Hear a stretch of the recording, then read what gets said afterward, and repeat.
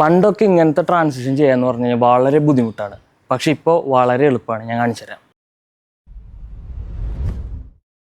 പക്ഷേ ഒരു 6 മാസം മുമ്പ് വരെ ഇതിന് വേണ്ടിയിട്ട് നമ്മൾ ക്യാമറ മൂവ്മെൻറ്റ് പ്രീ പ്ലാൻ ചെയ്യണം, അതിനായിട്ടുള്ള എക്യുപ്മെൻറ്റ്സ് വേണം, ലൈറ്റിങ് ശരിയാക്കണം.